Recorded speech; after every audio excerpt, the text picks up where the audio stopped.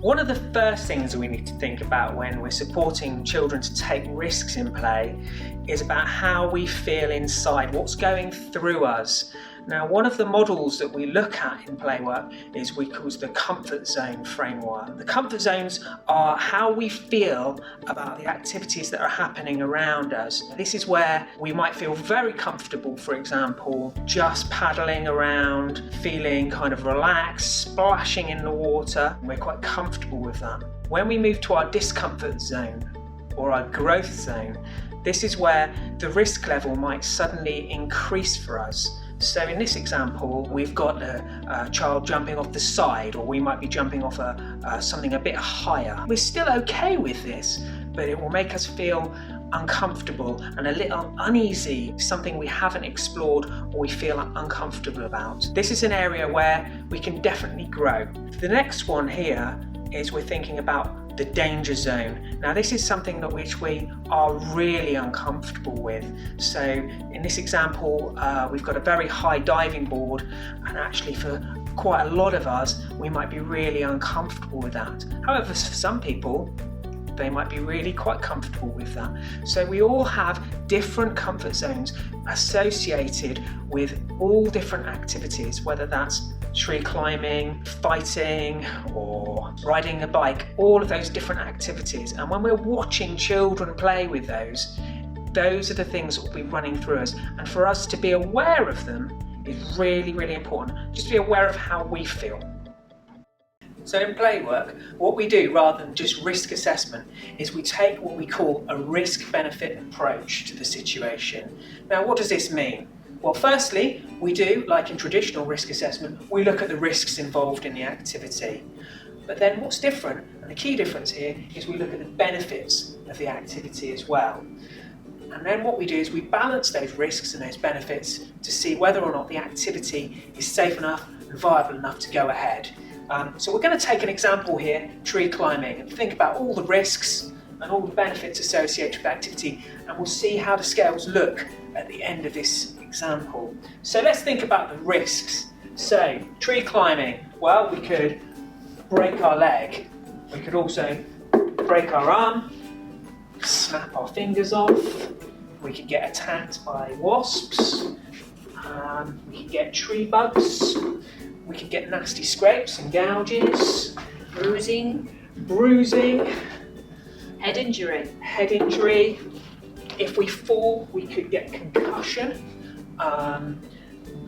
Different types of fractures. Sprains. And fall on somebody. You could fall onto somebody. So those are the general risks associated with tree climbing. But now, what do we do? This key difference in Playwork is we consider what the benefits of this activity are before we go ahead and just think that's way too risky to do. So let's think about the benefits of tree climbing. Well, it's quite good fun.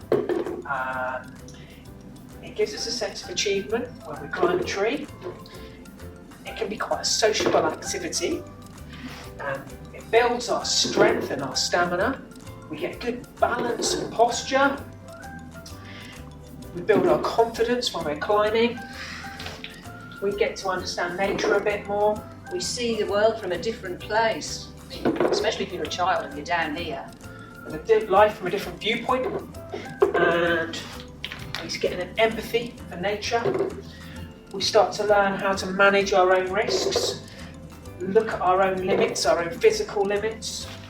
We might become quite creative when we're up there and start role-playing and develop a narrative, do some storytelling. Solve problems, how to get up, how to get down. And maybe one more, we might just think about just having some sense of awe about the world around us. So now, when we look at this simple activity of tree climbing, we can see that the benefits of allowing this activity are outweighing the risks. Which means that actually when it comes to Playwork, we need to think really carefully about allowing some activities before we just stop them. So we've just talked about taking a risk-benefit approach. Now there's two types of risk assessment. The first one is what we call a formal risk-benefit assessment. And there's four components to this. Firstly, we need to look at the hazards. and the risks involved with that. And secondly, we need to look at the benefits of allowing that activity to go together. Then we need to measure the risk level. This is looking at the likelihood of the injury, the severity of the accident that might happen if we incur that injury, and then we times the severity by the likelihood, which gives us the risk level. And then the final phase is that we look at the controls. What do we need to put in place to make that activity safe enough? On this example I've given here, we're looking at tree climbing. So the first thing that we need to think about is, what's the hazard?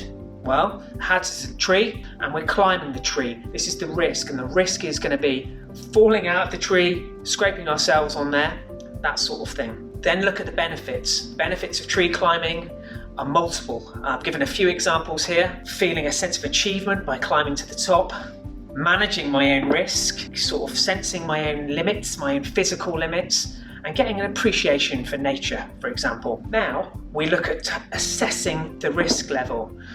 Now, you can do this in a number of ways. First one we look at the severity of the injury. Now, in this chart here, this is a level 3, so we're looking at a medium risk level. Then we look at the likelihood, and we say, is this likely to happen? How likely is it to happen?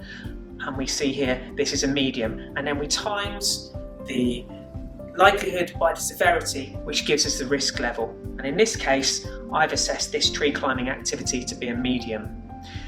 Now, as well as that, if we've got something that might be a medium or a dangerous risk activity, we might think about what controls can we put in the way to make this activity slightly safer. For this example, we might say we might monitor the area by the trees, or we might give a height to the tree level so we don't let children climb too high. Staff are trained to be aware of the things that are going around in dynamic risk-benefit assessment, which we're going to talk about shortly.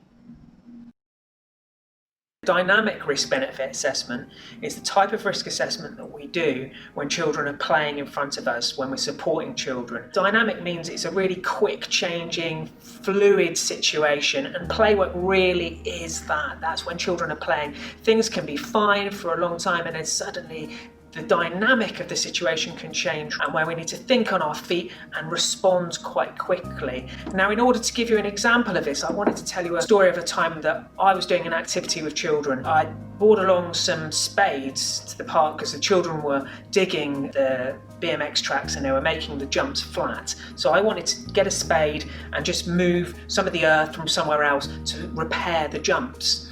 Now, the moment the kids turned up, they came along and they saw my spade and decided to build a really big hole, and they were calling it a swimming pool, obviously, and they found an old tarpaulin and then filled the pool up full of water, and then all jumped in and got really messy and wet and everything like that.